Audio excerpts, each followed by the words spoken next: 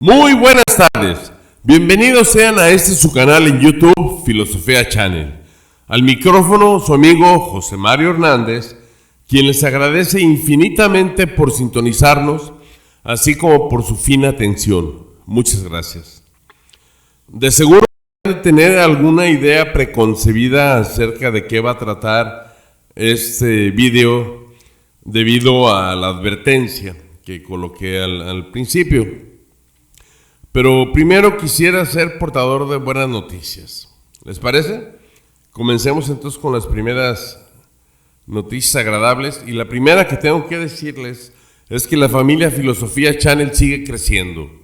Hoy somos ya 153 los adictos a la filosofía, así como los aficionados a las expresiones culturales. Gracias a todos y cada uno de ustedes por hacer de este proyecto que comenzó hace un año como un sueño, por hacerlo una realidad, lo cual evidentemente sería imposible sin su apoyo. Gracias totales para todos y cada uno. Quiero también pedirles que brindemos la más cordial bienvenida a 5 nuevos integrantes, como son Leti Pacheco, Edgar Sabino Monroy Hernández, Juan Escartín Ochoa, Diego Mazuera y Joaquín Morales. Bienvenida Leti y bienvenidos sean Edgar, Juan, Diego y Joaquín. Espero que se sientan como en su casa y que como tal, cualquier cuestión que ustedes crean que se puede mejorar o corregir, por favor me lo hagan saber. Hagan de cuenta que estuviéramos a principios del siglo XX, navegando en la ruta inaugural del barco más grande del mundo que llamaban el inundible o el insumergible, que era el Titanic. Y entonces, al circular por el Mar del Norte en una noche sin luna, los icebergs, no importa que puedan medir varios cientos de kilómetros, no se distinguen en el Mar del Norte. Entonces, por esto el capitán requiere de la ayuda de sus primeros oficiales para que le estén dando retroalimentación sobre cómo se ven las cosas afuera en la cubierta. Asimismo, es lo que yo les pido cuando les pido retroalimentación en el cuadrito, es precisamente para no estamparme con un iceberg y hundir el canal, sino para llevar el canal a puerto seguro y al puerto que ustedes desean ir a pasar de una jornada excepcional. Entonces, para eso necesito de sus comentarios, sus observaciones, su retroalimentación. ¿Les parece entonces si me ayudan para poder navegar este semejante monstruo y poderlo llevar hasta puerto seguro? Ok, gracias.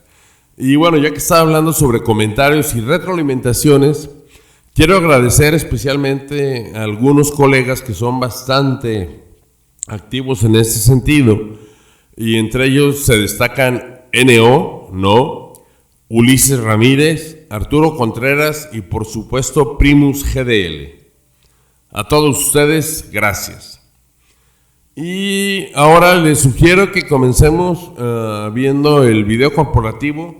En comparación al que teníamos en el 2019, ya solamente dura la mitad del tiempo. Entonces es menos cansado verlo. ¿Les parece? Comenzamos entonces ahora.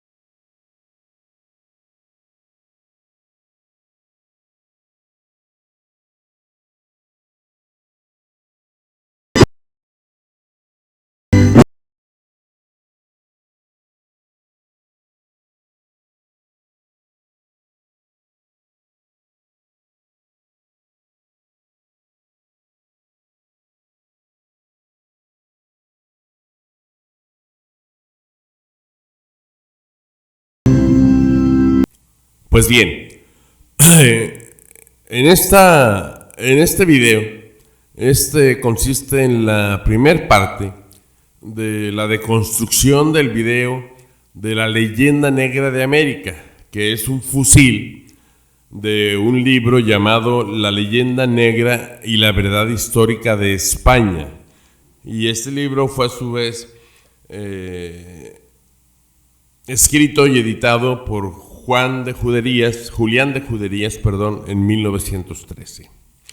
Este libro trata de una especie de conspiración en la cual hace dudar a los lectores acerca de la veracidad de los hechos tan cruentos y del expolio tan grande que existió en América, ya que a partir de esa época España, su imagen internacional disminuyó demasiado en todo el mundo, y es por lo que quisieron lanzar esta campaña de medios intentando limpiar su imagen, pero es una imagen que, como podremos ver adelante, no se puede limpiar. Por lo siguiente, porque por más que quieran estarle adornando, la historia permanece fiel e inalterable. Este video fue efectuado por un tipo llamado Javier Rubio, que es cofundador de un canal de YouTube en España llamado Academia Play. Y bueno, jamás creí, créanme, lo que de construir una obra, ya fuera un libro, un video, una película, una pintura, una escultura, resultara tan sencillo como al grado que bastara una palabra del título para encontrar la ruta que sepultaría tan absurda creación. Y esta palabra fue simplemente con ir al diccionario y revisar la definición de la palabra leyenda. Nos encontramos que la leyenda es una narración popular que cuenta con un hecho imaginario al que se le asigna la característica de verdad histórica, para lo cual se vale de adornos y elementos fantásticos, para contribuir así a un sesgo cognitivo que tal hazaña supone, para, en este caso, sacarle lustre a la oxidada y ya sanguinaria historia de España en la percepción del resto de los países. Ahora bien, este personaje, Javier Rubio, comienza su video diciendo que va a ser un video muy polémico. Pero antes que hablemos sobre la polémica, yo creo que lo más correcto sería que habláramos de cómo se puede gobernar sin falta de polémica. Y en este caso existe una frase que citó Abraham Lincoln y que creo que hoy que vamos a hablar de la conquista de América suena o resuena con más sabiduría y con más sentido común que nunca. Y esta frase la cito en español, dice así: ningún hombre es lo bastante bueno para gobernar a otros sin su consentimiento. Abraham Lincoln. Y ahora sí, como les comentaba, Javier Rubio, después de que han pasado 510 años de la conquista, dice que su video tal vez va a ser un poquito polémico. No sé si decía polémico porque nos dijo, a todos los americanos nos dijo ñoños, lastimosos, lastimeros y que no, o sea, llorones. Y aparte dijo que nos creemos unos seres únicos, extraordinarios y aparte de todo egocéntricos. Pero las falacias o las críticas ad hominem no me afectan, pero lo que sí me afecta es que quieran de esta manera mancillar la historia y todavía después del genocidio y del gran expolio que cometieron, ahora ellos se quieran instaurar como víctimas de este proceso de conquista. Entonces, no hay ningún nuevo rostro de la conquista en 510 años. El único rostro de la conquista es el que conocemos, el de un genocidio en nombre de Dios y de los reyes católicos, y cuyos soldados no tenían rostros ni figuras más que estas, unos salvajes que no se bañaban en comparación a los que ellos consideraban salvajes, que eran a los amerindios, que se bañaban 2 veces al día. Los españoles se bañaban 2 veces al año y cuando mucho 3 veces al año. Incluso hubo reyes, no solamente españoles, que se ufanaban de haber muerto sin haberse bañado jamás. Entonces, desde ahí comenzamos a plantearnos quiénes son los incivilizados. Ahora, una de sus ciudades, por ejemplo, Sevilla, ¿no? Tenía más de 35,000 habitantes. Tenochtitlan tenía cerca de 1 millón de habitantes entre la población fija y la población fluctuante. Entonces, Londres tenía 100,000 habitantes. Imagínense, Barcelona tenía 25,000 habitantes y resulta ser que vienen a conquistarlos. Y todo esto, o estas campañas ahora han resultado mediáticamente más fáciles de propagarlas a través del internet. Si bien no me queda ninguna duda de que cualquier monarca del pasado, o sea, un monarca con visión, no sé, como tal vez Alejandro Magno, hubiera cambiado fácilmente su imperio por darle nosotros a cambio uno de nuestros smartphones en donde en la palma de la mano cabe todo el resultado del quehacer del conocimiento humano, tanto del conocimiento humano científico y filosófico, así como de pseudociencias, cuestiones absurdas, estupideces como ahora tenemos el terraplanismo, ahora tenemos que parece ser poco falta para que nosotros hayamos ido a España a conquistar, o estar hablando de conspiraciones de aliens o de lagartos y no sé, Anunnakis y no sé cuántos seres. Pobre gente que no tiene 2 dedos de frente para poder discernir entre la verdad y la realidad. Pero también en estos canales que antes yo me merecían mi atención y mi respeto, porque yo los veía que eran una buena opción para los chavos que están en la secundaria, porque hacían muy ágil el conocimiento de la historia. Desde la segunda mitad del año pasado para acá, ahora parece ser que se han vuelto hispanocéntricos, ya ni siquiera europacéntricos, sino hispanocéntricos, ya que piensan que todo el mundo gira alrededor de ellos y que todo el mundo está para brindarles loas.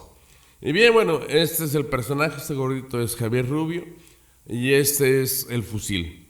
Él se tomó hizo el video en una sola toma de 32 minutos 47, pero huelga mencionar que fueron 32 minutos 47 en que no presenta una sola prueba de lo que dice, solamente es un monólogo que si no fuera por los dibujos que aparecen detrás de él, sería un monólogo infernal. Entonces lo que vamos a hacer es, como en mi pueblo dicen que prestar atención a los pendejos es gracias, es engrandecerlos. Entonces restaremos atención a las falacias o a las críticas ad hominem y nos vamos a ir sobre los conceptos que él pretende hacer pasar como científicos. Y ahí tienen el link para quienes duden o para quienes quieran escuchar de viva voz las estupideces que dice. Entonces, yo aquí he marcado con amarillo, que es lo que les voy a leer, los mitos históricos que en esta primera parte vamos a desterrar científicamente. Va a ser 1, los españoles no cometieron ningún genocidio. 2, en donde Rubio sostiene que en la América precolombina no existían más de 11 millones. 3, donde asegura que los españoles jamás cometieron expolio alguno. Y 4, donde intenta socavar el espíritu reconciliador de la ONU, quien convocó una reunión en Ginebra para dar curso a las demandas indígenas. ¿Ok? Comenzamos entonces y vamos a comenzar con el mito, que es el que está en la parte superior, en donde dice: en la América precolombina no habían más de 11 millones de acuerdo a Ángel Rosenblatt, y no 60 millones como sostiene William Deneman. Bueno, para cualquier historiador para cualquier historiador en las ciencias sociales o en las ciencias biológicas, para cualquier descubridor, siempre es necesario tener referencias del trabajo de otros, ya que esa es la clave por la cual en el siglo XX asistimos al siglo de la mayor cantidad y profusión de nuevos inventos, ya que todo el trabajo previo que se venía haciendo de los 200,000 años que tiene de historia la humanidad, ha sido trabajo que nos ha acercado y nos acerca más para que todos los inventos tengan una vigencia más corta o aumenten su capacidad de manera vertiginosa, como sucede con los ordenadores. Entonces, cuando hablamos de ciencias sociales, como es una ciencia de referencia, o cuando hablamos de historia, es necesario tomar consideraciones de los investigadores, y para esto nos valemos, de acuerdo al método científico, y también en filosofía, nos valemos de las credenciales, del currículum y de la producción literaria académica de cada uno de los autores para poder discernir cuál es el de más peso y el de más confianza. Siendo así, tenemos que revisar ambos. Ángel Rosenblatt. Este fue un periodista, ensayista, hispanista y filólogo judío de origen polaco, naturalizado venezolano, que se especializó en gramática, lingüística y en malas palabras. Ya les explico por qué esta particular especialización. Cursó sus estudios de licenciatura en Caracas, para posteriormente proseguir en la Universidad de Berlín en Alemania, y tiempo después trabajar en Madrid, en donde trabajó en el Centro de Estudios Históricos con Ramón Menéndez Pidal entre 1933 y 1936. Finalmente regresaría a Venezuela a proseguir con su carrera lingüística y gramatical. Su obra más notable fue Buenas y malas palabras, de 1960. Yo creo que ese libro fue el libro que leyeron nuestras abuelas o nuestras madres para estarnos cuestionando sobre nuestro uso de la lingüística. En fin.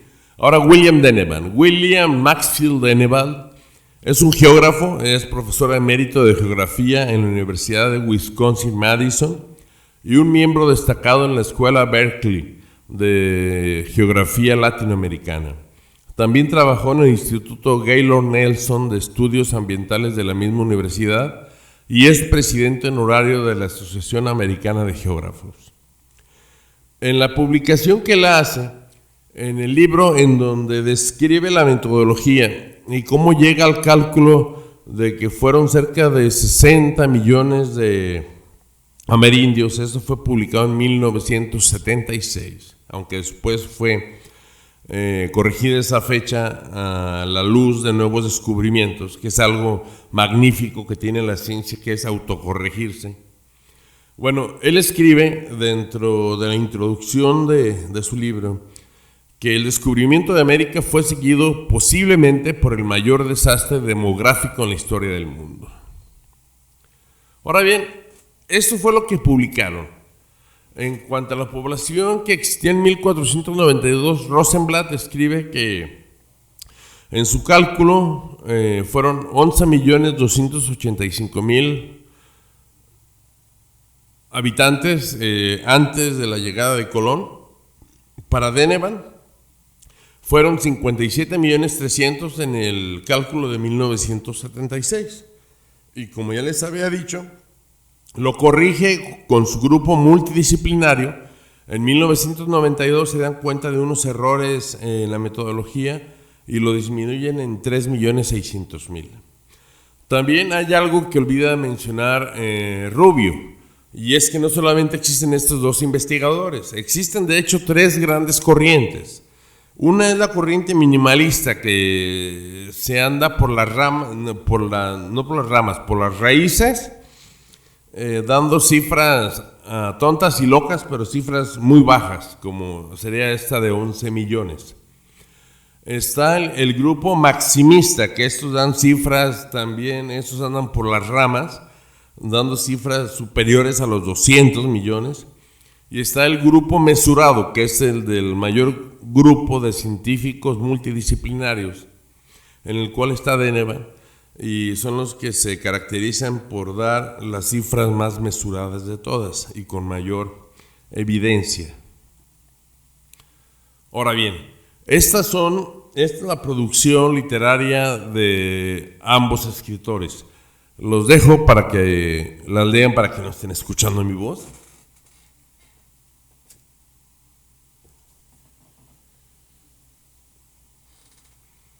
Como pueden ver, la de Ángel Rosenblatt, bueno, básicamente está dedicado a la lingüística, a la gramática, a la fonética, o sea, es un estudio básicamente de la lingüística. Por eso su obra notable es Buenas y Malas Palabras. Y Denevan, en cambio, con un grupo multidisciplinario que involucra a geólogos, a biólogos, a antropólogos, a arqueólogos, a geógrafos, a topógrafos, a ingenieros y a sociólogos y psicólogos. Con este grupo logra establecer un comité multidisciplinario con el que logran poder reconstruir cómo era, por ejemplo, en el libro en el que publicó esa cifra, que es el tercer libro que aparece de arriba hacia abajo, donde dice The Native Population of the Americas in 1492, que fue la primera edición en el 76 y la segunda edición en 1992. El artículo más notable de William Denevan es el mito prístino o el mito más puro, que era el paisaje de las Américas en 1492. Y esto fue presentado en los anales de la Asociación de los Geógrafos Americanos en Washington, D.C. en 1992. Ahora bien, a la luz de la evidencia, no de la ocurrencia, porque la ciencia debe estar basada siempre en evidencias, no en ocurrencias, ni en creo que, ni en presunciones. A la luz de la evidencia y viendo, o sea, ambos son intelectuales de reconocido prestigio, pero ambos pertenecen a áreas del saber humano diferentes, ¿sí? Uno es a las ciencias sociales y el otro pertenece a las ciencias sociales, pero a la lingüística, y el otro corresponde más a la geografía. Entonces, si yo les preguntase, ¿de cuál de estos dos investigadores ustedes tomarían el número de habitantes antes de la llegada de Colón como válido? ¿De quién lo harían? ¿A Ángel Rosenblatt, al filólogo especialista en lingüística, o a William Denevan, que es, bueno, que tiene todo ese currículum que le, ¿cómo se llama?, que le antecede? Decididamente yo creo que el 98% hemos de coincidir en que William Denevan es la mejor opción. Pero ¿por qué lo elige Rubio? Por algo muy fácil y que ocurre con frecuencia en filosofía y en todas las ciencias, que se llama la información que confirma solamente lo que tú crees o solamente tus hipótesis, dando desproporcionadamente menos consideraciones, más no le das importancia a posibles alternativas. De hecho, se realizaron una serie de experimentos en los años 60 y se sugirió que las personas están sesgadas hacia la confirmación de sus creencias preexistentes y que las investigaciones posteriores se reinterpretaron estos resultados como una tendencia a probar ideas de un modo unilateral, centrándose en una posibilidad e ignorando las alternativas en ciertas situaciones.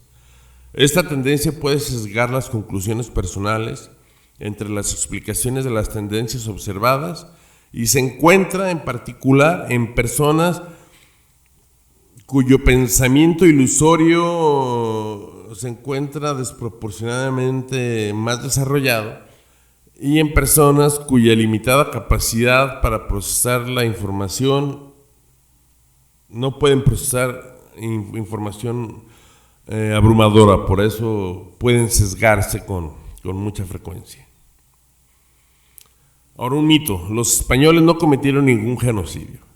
Vamos a hablar ahora sobre uno de los pocos frailes, y excepcionales frailes que llegaron a México y de los defensores de los indígenas. Así como en Guadalajara tuvimos a Fray Antonio Alcalde, para todo México, pero en especial para lo que era lo que hoy es el Distrito Federal y todo el sureste, ya que fue obispo de Oaxaca. Tenemos la figura de Fray Bartolomé de las Casas. Él fue comisionado por los reyes católicos para que registrara todos los acontecimientos que sucedían en América, del carácter que fueran, ya fueran buenos o malos. Y entonces él relata un libro que habla sobre la destrucción de las Indias, en donde da cuenta pormenorizada de todos los excesos que los españoles hicieron víctima a los amerindios. De hecho, a continuación pueden ver una estimación de Bartolomé de las Casas sobre el número de indígenas muertos entre las fechas de 1492 y 1542, solamente 50 años. ¿Sí? Ojo, aquí es importante considerar que en ningún caso vamos a hablar sobre cifras, ya que no hay ninguna información y ya que los conquistadores ingleses y los franceses que llegaron al extremo de Norteamérica, lo que hoy es Estados Unidos, Canadá y Alaska, prácticamente eliminaron al 100% de la población. ¿El genocidio accidental o intencional? Bueno, se sabe que una de las causas que mayor muertes provocó fue indudablemente las infecciones virales, a las cuales los sistemas inmunes de los amerindios no estaban expuestos y por tanto no teníamos un sistema de antígenos, anticuerpos para poderse defender de nuevas infecciones. Pero a la luz de 20 años, y ya que la guerra biológica, entendiendo guerra biológica como el utilizar cadáveres de animales, excretas de animales, heces, vómitos u orina, o excretas o partes de seres humanos o cadáveres de seres humanos que eran arrojados a las ciudades sitiadas con catapultas, o se arrojaban cadáveres para envenenar el agua. Esto era algo que se venía practicando desde la antigua Persia, y los españoles lo conocían muy bien porque en una batalla en España lo practicaron en el mismo 1492. Entonces, mientras que Rubio finge, es que ¿cómo podría saber un pobre español iletrado que va saliendo de la cárcel que sus enfermedades se podrían transmitir?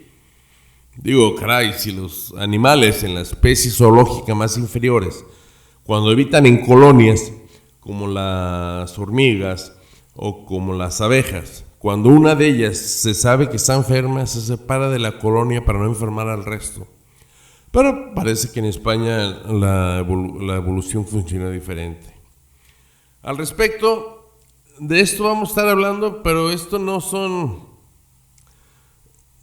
es historia basada en ocurrencias, esto también es historia basada en evidencias. Hace 510 años, junto al conquistador europeo, arribaron al nuevo continente un conjunto de enfermedades infecciosas a las que la población no había sido expuesta. ¿Sí? Total. Así, desde la llegada de Colón, los europeos transmitieron a los amerindios, tenían como práctica utilizar las ropas de los españoles o de los africanos que traían como esclavos enfermos, que untaban la punta de las lanzas, su escudo, sus flechas y sus espadas con las ropas de los enfermos, o si no, repartían las cobijas de los enfermos entre los indígenas para así propiciar más la expansión tan rápida que tuvo que ver con estas pandemias. Es por esto por lo que se habla de que la muerte de posiblemente 56 millones de amerindios. Se estima que el 95% de la población precolombina falleció por esta causa. Y entendemos por guerra biológica el uso con fines hostiles de microorganismos vivos, cualquiera sea su naturaleza, o del material infectante o tóxico derivado de ellos, destinados a causar enfermedad o muerte al hombre, animales o plantas.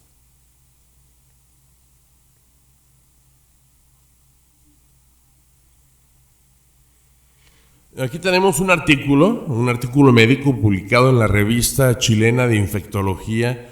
Este fue publicado en el 2003, que se llama La guerra biológica en la conquista del Nuevo Mundo, una revisión histórica y sistemática de la literatura.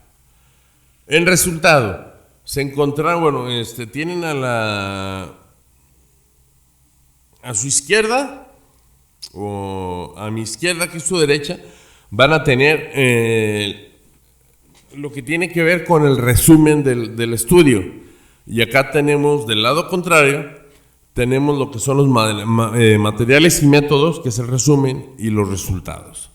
El punto es, se realizó una búsqueda extensiva en PubMed, en Medline, en Lilacs, de artículos publicados entre enero del 1966 y noviembre del 2002, utilizando para esto el criterio titulado de argumento médico mayor, o MESH, de Biological Warfare History, o la historia de la guerra y de las amenazas biológicas. Adicionalmente, se combinaron en el texto palabras simples como guerra biológica, indios americanos, viruela e historia. Y de estos se identificaron 74 artículos publicados en la búsqueda primaria. Luego se recopilaron otras 37 referencias secundarias, muchas de las cuales corresponden a ensayos históricos o tratados de medicina militar. Y en total se consultaron casi 111 referencias directas o indirectas sobre el uso de agentes biológicos como método de guerra a lo largo de la historia del hombre, de las que se seleccionaron aquellas que contenían información referente a la conquista del continente americano. En pocas palabras, otro mito que muerde el polvo de Rubio, el del soldado ignorante de las enfermedades, ya que existen 111 evidencias directas, como las de fraimotolinía, o indirectas, que apuntan al empleo de armas biológicas por el ser humano. Y bueno, el mito de Academia Playa es: los españoles jamás cometieron genocidio. Bueno, veamos qué es un genocidio, de acuerdo a la RAE, a la Real Academia de la Lengua Española. Se considera genocidio, según la Real Academia Española, al exterminio o eliminación sistemática de un grupo social por motivos de raza, etnia, religión, política o nacionalidad. A lo largo de la historia, distintos genocidios han marcado la vida tanto de un país como de todo el mundo, al dejar pérdidas sociales irremediables y crisis económicas y políticas totalmente devastadoras, por las que se necesitarán décadas y décadas para poder arreglar tal situación. Las características de los genocidios es que se trata de un delito internacional que incluye cualquier destrucción total o parcial de un grupo nacional, religioso, racial o étnico por medio de actos perpetrados, como sería el asesinato o la lesión grave de la integridad tanto física como mental de las personas de ese grupo. Durante la durante la invasión armada de América, perpetrada en nombre de Dios, se exterminó al 97.8% de la población amerindia en 150 años. Esto, y les pido mucha atención, y les pido sobre todo como tarea que lo difundan, porque mucha gente, ustedes recordarán cuando nosotros lo estudiamos, el gobierno que teníamos con la censura que existía, no teníamos acceso a esta información. Esta información la obtuvimos todas las personas a las que nos fascina la historia. Entonces, se estima que fueron asesinados más de 60 millones de indígenas amerindios. Ojo, que es muy importante, sin considerar a todos los indígenas muertos en Norteamérica, en lo que hoy es Estados Unidos, Canadá y Alaska. Y 60 millones de indígenas, si no pueden imaginar las cifras, se las cuento fácil, son más víctimas mortales que las que causó la Segunda Guerra Mundial. El otro mito de Academia Play: los españoles jamás cometieron expolio alguno. Bueno, ¿qué es el expolio? También, de acuerdo a la Real Academia Española, un expolio es despojar a alguien o algo de forma violenta o ilegal, de cosas que no le pertenecen. Bueno, en cuanto a los minerales preciosos, se estima que el expolio, de acuerdo al INEGI, que es el Instituto Nacional de Estadística, Geografía e Informática, el expolio fue de más de 400,000 toneladas de plata y más de 25,000 toneladas de oro, que a precio actual equivalen a la plata a 200,752 millones de dólares y el oro a 1,318,925 millones de dólares. Para redondearlo, en 1,5 trillón de dólares estadounidenses. Yo creo que tal vez en algún momento pude haberlos tenido, pero estaban en cuentas y en instrumentos bancarios o en inversiones y nunca los vi uno tras otro, entonces no me los podía imaginar. Por eso me di a la tarea de investigar cuánto medía un billete de $1. Y me puse a hacer un experimento. Este experimento consistía en ir juntando un billete de dólar tras otro billete, o sea, uno tras otro y hacer una línea. Como resultado, 1,5 trillón en billetes de dólar medirían 162,000 kilómetros, lo que equivale a prácticamente el 62% de la distancia media de la Tierra a la Luna, y pesarían más de 1,650 millones de toneladas. Rubio tenía razón, no es un expolio, es un teraexpolio, porque hay que recordar que dentro de la notación científica, tera significa trillón. Por ejemplo, un terabyte es 1 trillón de bytes, un gigabyte es 1 billón de bytes, un megabyte es 1 millón de bytes y un kilo pues es 1 millar de bytes o 1 millar de gramos o de lo que querramos, ¿vale?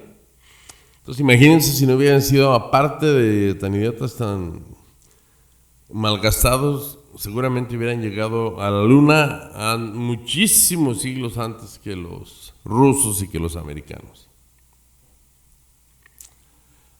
Miente, ¿qué algo quedará? Cuanto más grande sea una mentira, más gente la creerá. Joseph Goebbels.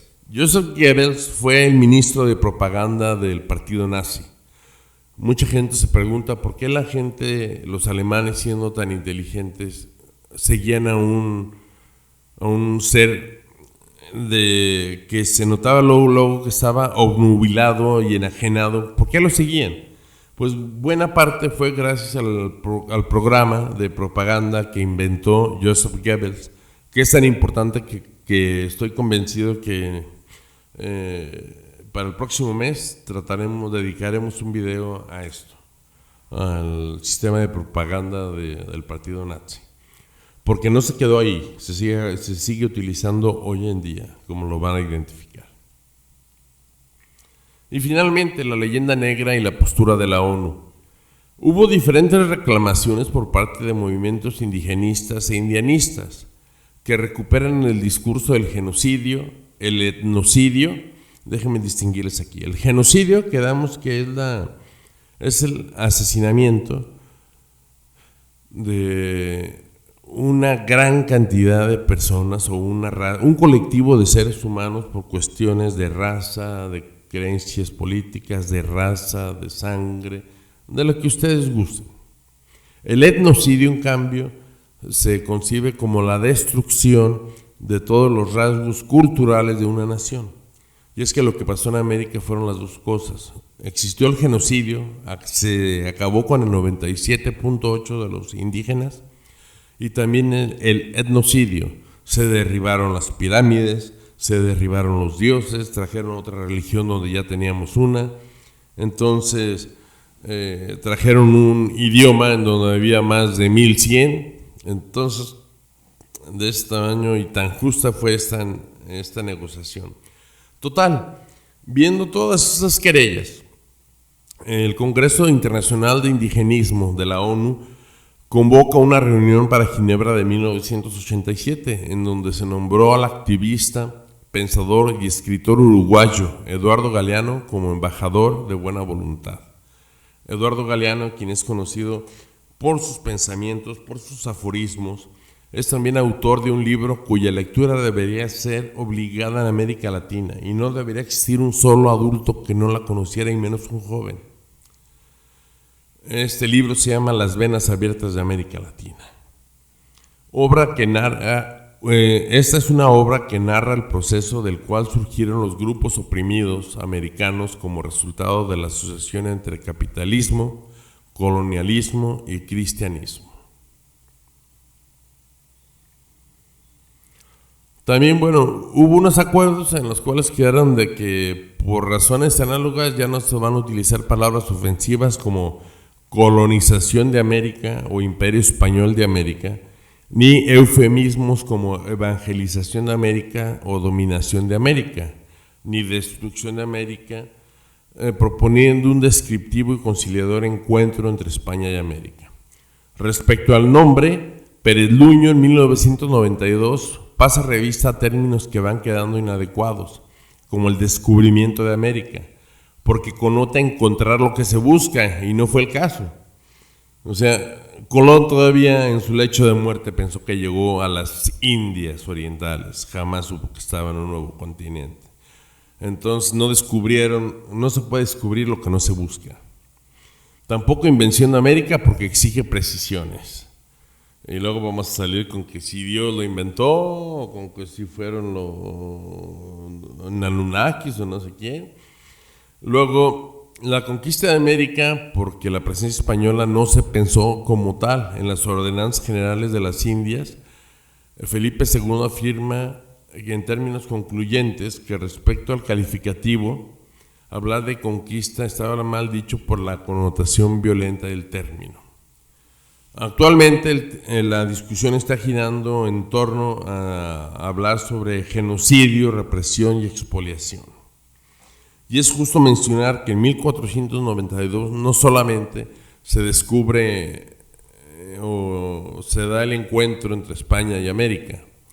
A partir de 1492 nace el colonialismo europeo y empieza la destrucción y genocidio de otros sin número de culturas, y se imponen una serie de estructuras geopolíticas de reciente invento. Es el libro de Eduardo Galeano, de Las venas abiertas. Y de es una frase para reflexionar, se las dejo para que lo lean, para no perder más tiempo, solamente compartirles una opinión. En alguna ocasión llegaron los feligreses frente al obispo de Senegal, en África, y le contaron: oye, llegaron unos frailes, unos vestidos con hábitos de sacerdote, los frailes descalzos, y también venían otros de los que traen máscaras, esos que andan azotando a las gentes porque no se quieren confirmar ni bautizar. Total, nos dijeron que nos iban a hacer una iglesia muy bonita, muy perrona, y primero nos dieron una Biblia a cada quien. Nos dijeron que cerráramos los ojos para que nuestros rezos llegaran hasta el mismísimo cielo donde vivía Diosito. Luego de un rato abrimos los ojos ¿Y qué cree? Nosotros nomás teníamos las Biblias y ellos tenían nuestras tierras y nuestros animales. Pues bien, muchísimas gracias por su atención. Me colgué, ¿qué son? Wow, casi 45 minutos. Vamos a terminarlo entonces, bueno, quiero darles las gracias, espero que les haya gustado. Si les gustó, por favor, es más, como tarea, como obligación, por favor, compártanlo con todo el mundo. Todos los mexicanos tienen que saber cuál es nuestro pasado y por qué las condiciones en las que hemos estado tantos siglos sufriendo, porque realmente el expolio y el genocidio vivido en América no ha tenido madre, o sea, fue algo incomparable a cualquier situación que haya sucedido en cualquier parte del mundo. Entonces, por favor, les pido, casi les exijo que lo compartan por cualquier medio, por YouTube, por Twitter, por Facebook o por... Siempre se me olvida el otro, ¿cómo se llama el otro que no es Twitter? O por el otro, por cualquier red social, o compártanlo por correo, pero compártanlo a la mayor cantidad de gente posible, sobre todo a los jóvenes y a los adultos, a los jóvenes que ahorita pueden estarles lavando el coco de que nunca sucedió nada en México. Y quienes por favor aún no se suscriben, por favor háganlo. No les cuesta nada y a mí me ayudan mucho, solamente denle clic a ese rectángulo rojo y le dan clic a la campanita para que les notifique. Y por favor, algo bien importante, recuerden los comentarios. Si no me ayudan, se nos va a hundir el barco.